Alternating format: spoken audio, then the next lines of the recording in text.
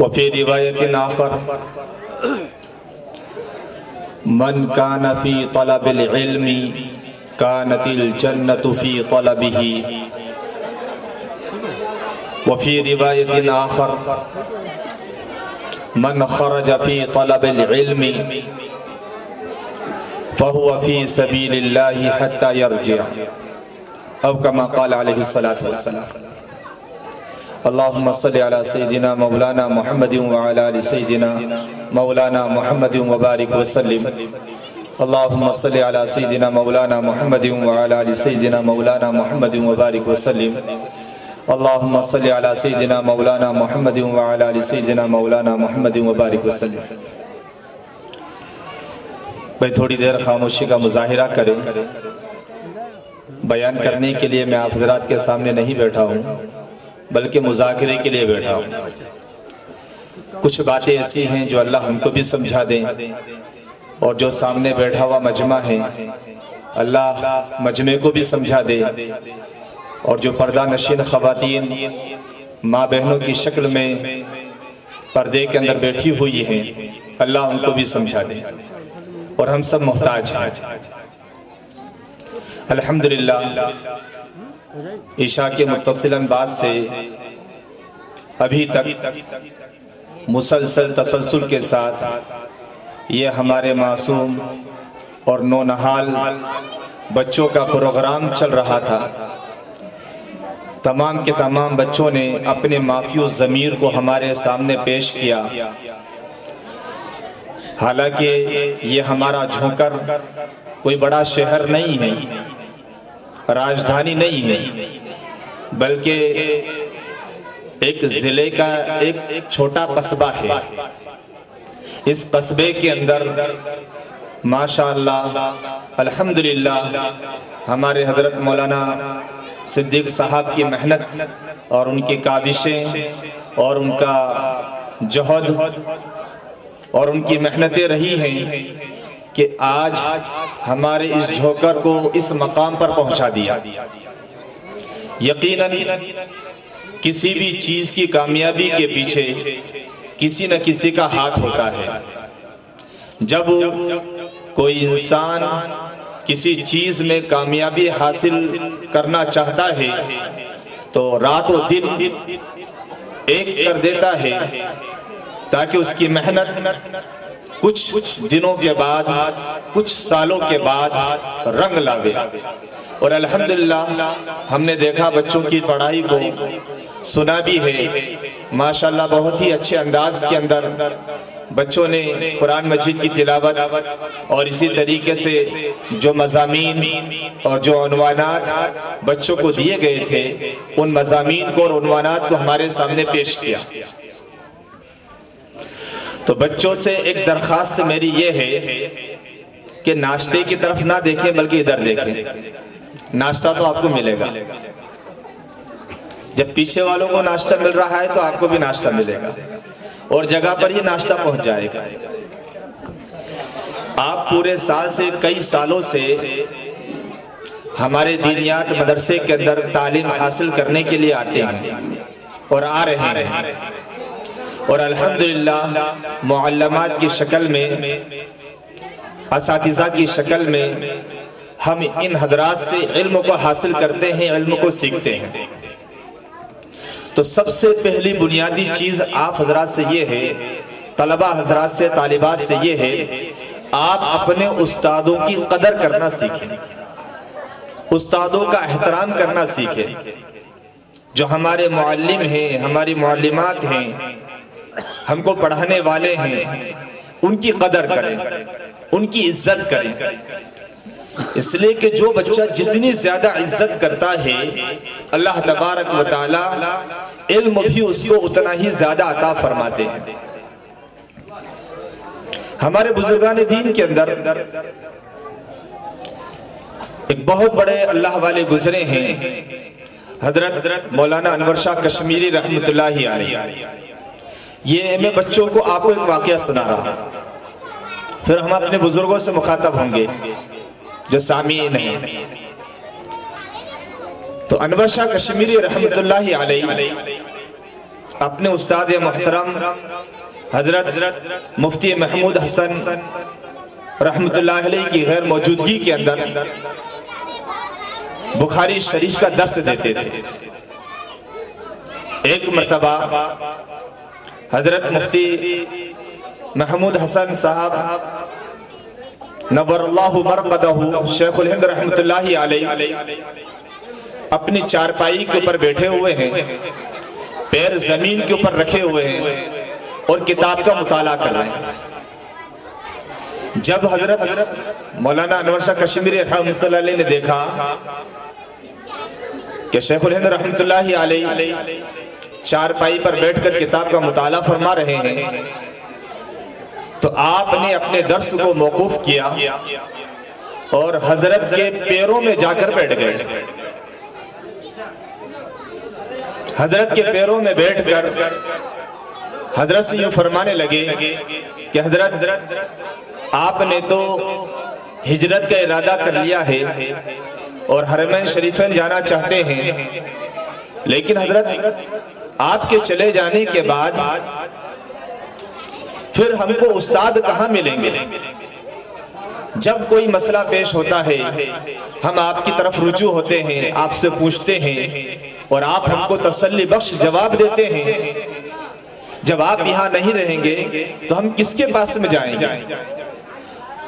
اس طریقے سے حضرت مولانا انور شاہ کشمیری رحمۃ اللہ علیہ بات کر رہے ہیں اور جسم کے اوپر ایک کیفیت طاری ہو رہی ہے۔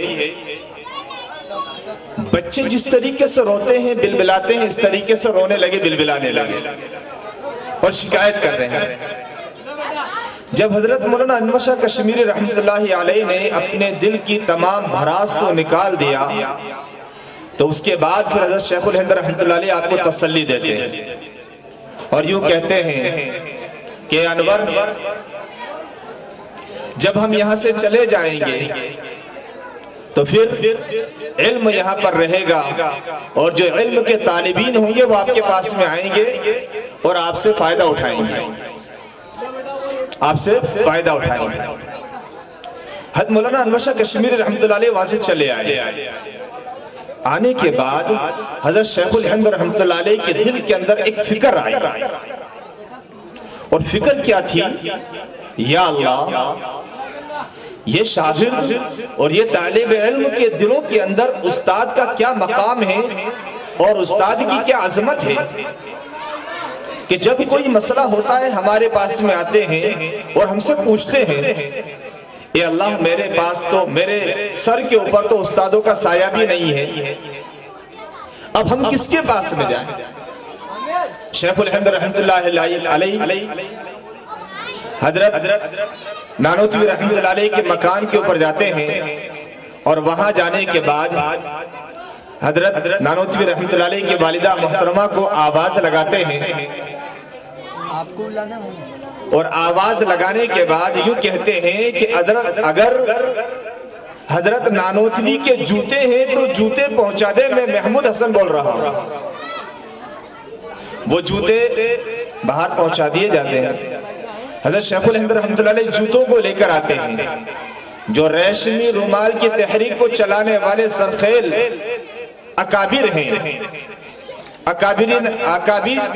اکابرین دیوبند میں جن کا شمار ہوتا ہے، جو دیوبند کی بنیاد ہے۔ حضرت شیخ الہند رحمۃ اللہ علیہ جوتوں کو لاتے ہیں اور اپنے سر کے اوپر رکھتے ہیں اور یوں کہتے ہیں کہ اے اللہ، میرے سر کے اوپر میرے استاد کا سایہ تو نہیں ہے، لیکن میں نے اپنے سروں کے اوپر، میرے اپنے سر کے اوپر اپنے استاد کے جوتوں کو ضرور رکھا ہے۔ اے اللہ، مجھ کو ان جوتوں کی نسبت کی وجہ سے میری حفاظت بھی فرما اور اے اللہ میرے مقصد میں کامیابی بھی عطا فرما۔ تو جب استادوں کا مقام سامنے ہوگا تو پھر علم کا حاصل کرنا بھی آسان ہوگا۔ اس لیے ہم سب ذمہ دار ہیں، بچوں کی تمام باغ دوڑ ہمارے ہاتھ میں ہے۔ بچوں کا فیوچر، بچوں کا مستقبل، اس کو سنوارنا، اس کو نکھارنا اور بچوں کو ان کی عملی زندگی کے اندر لانا، یہ والدین کی ذمہ داریاں ہیں۔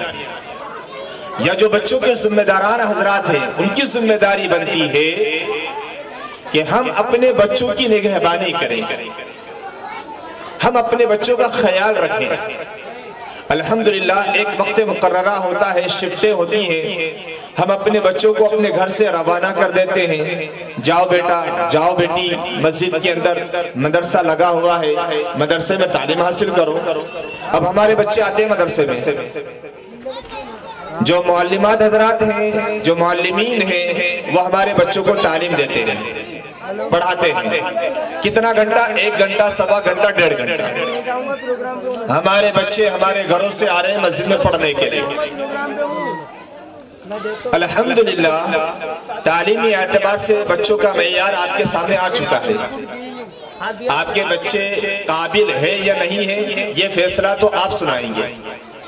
سارے بچوں نے اب جو کچھ پڑھا ہے وہ ساری پڑھائیاں آپ کے سامنے پیش کی، تو یہ تو بچوں کو یہاں کے اساتذہ اکرام اور علماء اکرام نے علم دے دیا، لیکن ان بچوں کی عملی زندگی کے اندر لانا یہ ذمہ داری ہے ماں باپ کی، اس کے ذمہ دار ماں باپ ہیں۔ یہاں سکھا دیا گیا ہے کہ کھانا کھانے کی سنتیں، کس طریقے سے کھانا کھانا چاہیے تاکہ ہمارا یہ کھانا بھی سنت کے مطابق ہو اور یہ کھانا بھی عبادت بن جاوے۔ اب جو علماء حضرات ہیں، ہمارے جو معلمین ہیں، اساتذہ ہیں، یہ آپ کے گھر نہیں آئیں گے کہ بچہ کس طریقے سے کھانا کھا رہا ہے، بچی کس طریقے سے کھانا کھا رہی ہے۔ یہ ذمہ داری تو ماں باپ کی ہے، یہ ذمہ داری تو ماں باپ کی ہے کہ ہمارے بچے سنت کے مطابق کھانا کھا رہے ہیں یا نہیں کھا رہے ہیں، ہمارے بچے سنت کے مطابق پانی پی رہے ہیں یا نہیں پی رہے ہیں۔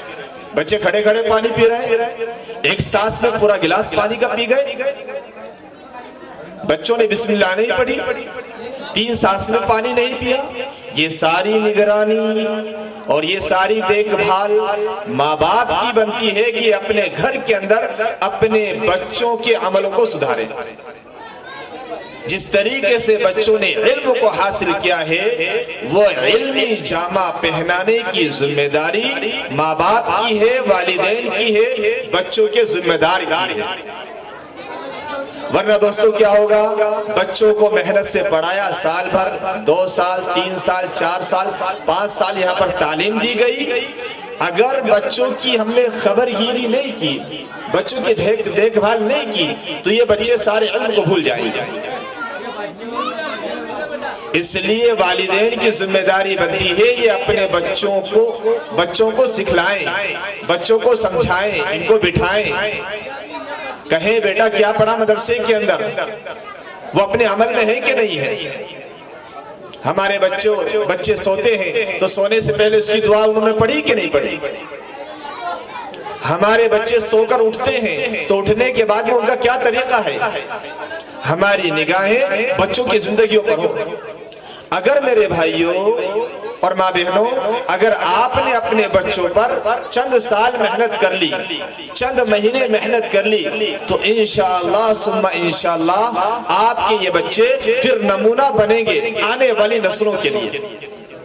یہ بچے نمونہ بنیں گے، پھر ان کو سکھانے کی ضرورت نہیں۔ ابھی تو ان کی عمریں کھیلنے کودنے کی ہے، مستی کرنے کی ہے، ادھر سے سنا ادھر سے نکال دیا۔ لیکن جب بار بار ٹوکتے رہیں گے، بار بار کہتے رہیں گے، بار بار یاد دہانی کرائیں گے، بار بار فکر دلائیں گے، پھر کیا ہوگا، بچے خود بخود اس پر عمل کریں گے، اس پر عمل کریں گے۔ جیسا ماں باپ بچوں کو سکھلاتے ہیں بچے ویسے کرتے ہیں۔ اس لیے کہ 24 گھنٹے کی جو زندگی ہوتی ہے وہ ماں باپ کے سامنے ہوتی ہے بچوں کی۔ تو ہماری ذمہ داری بنتی ہے ہم اپنے بچوں کے مستقبل کو بنائیں، ہمارے بچے ہونہار بنے، ہمارے بچے علم کو حاصل کرنے والے بنے۔ یہ کوئی معمولی علم نہیں ہے، یہ وہ علم حاصل کر رہے ہیں کہ ایسے علم کو حاصل کرنے والوں کے نیچے فرشتے اپنے پروں کو بچھا دیتے ہیں۔ جو علم حاصل کرنے کے لیے نکلتے ہیں وہ ایسے ہیں جو گویا کہ اللہ کے راستے کے مسافر، اللہ کے راستے میں چلنے والے۔ یہ کوئی معمولی علم نہیں ہے، یہ وہ علم ہے جو انسان کو اللہ کی ذات سے جوڑتا ہے، اللہ کا تعارف کراتا ہے، اللہ کی پہچان بتلاتا ہے۔ تو میرے بھائیوں، ہم سب کی ذمہ داری ہے ہم اپنے بچوں کا خیال رکھیں، ان کی زندگیوں کو سنواریں، صفاتوں کو، خوبیوں کو، اچھی عادتوں کو ہم اپنے بچوں کے اندر لانے کی فکر کریں۔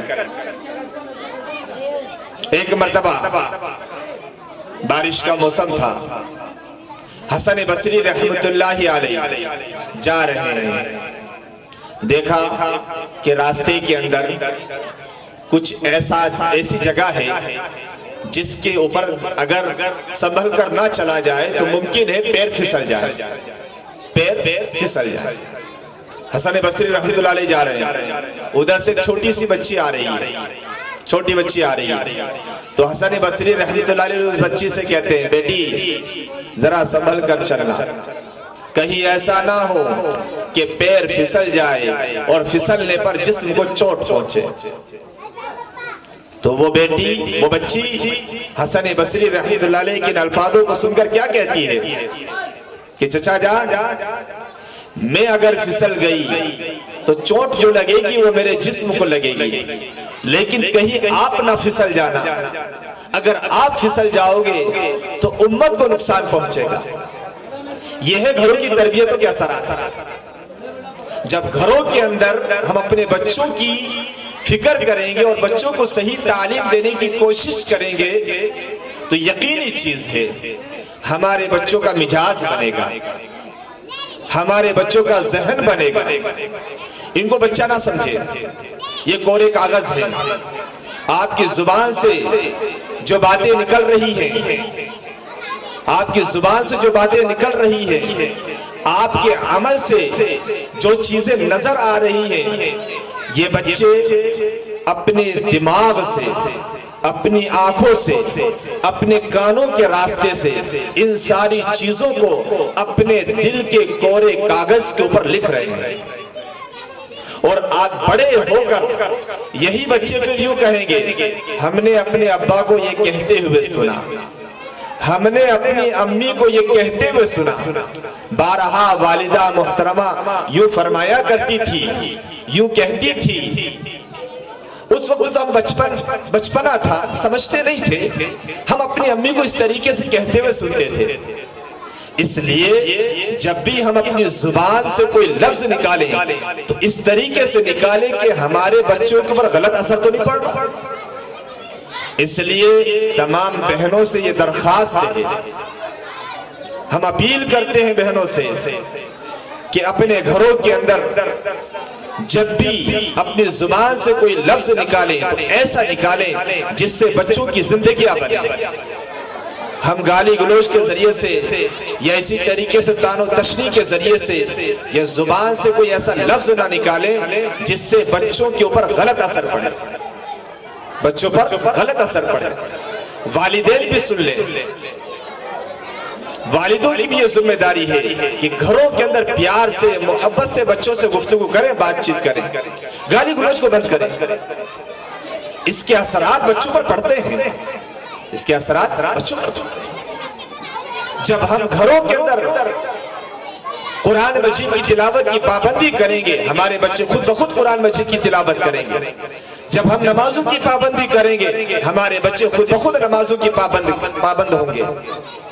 جب بہنیں گھروں کے اندر پابندی کے ساتھ مصلی بچھا کر نماز پڑھیں گی، قرآن مجید کی تلاوت کریں گی، ذکر و اذکار کے اندر اپنے آپ کو مشغول رکھیں گی، دعاؤں کا اہتمام کریں گی، یقیناً ضرور بھی ضرور اس کے اثرات بچیوں پر پڑیں گے، اس کے اثرات بچیوں پر پڑیں گے۔ آپ حضرات سے درخواست ہے ہم اپنے بچوں کی زندگیوں کو سنواریں، پابندی کے ساتھ، اہتمام کے ساتھ مدرسے کے اندر بھیجنے کی فکر کریں، اور کوشش یہ ہو، اللہ کرے ہمارے جھوکر کے اندر جتنے بھی نونہال اور معصوم بچے ہیں جن کی عمریں 5 سال 6 سال سے لے کر اگر 10 سال 12 سال تک ہے، ان کو مدرسے کے اندر پہنچانے کی فکر کریں۔ بچوں کا نصاب الگ ہے، بالغان کا نصاب الگ ہے۔ اور اسی طریقے سے ہماری وہ ماں بہنیں جو عمر رسیدہ ہو چکی ہے، عمر کا ایک بڑا حصہ گزر چکا ہے اور ابھی تک انہوں نے قرآن مجید کی تعلیم حاصل نہیں کی ہے، قرآن مجید پڑھنا لکھنا نہیں جانتی ہے، وہ شرم محسوس نہ کرے، اپنی شرموں کو توڑے، اپنی شرموں کو توڑے، اور جو بالغان مدرسہ چل رہا ہے مستورات کے اعتبار سے، اس بالغان مدرسے کے اندر داخلہ لے۔ تھوڑی سی محنت ہوگی، سال 2 سال 3 سال 4 سال کی محنت، کہ 4 سال کی محنت میں کم از کم اٹک کر قرآن مجید کو تو آپ پڑھنا سیکھ ہی لیں گے۔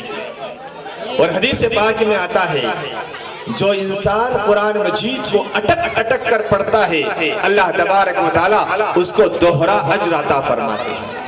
ایک تو قرآن مجید پڑھنے کا اجر اور ایک اٹک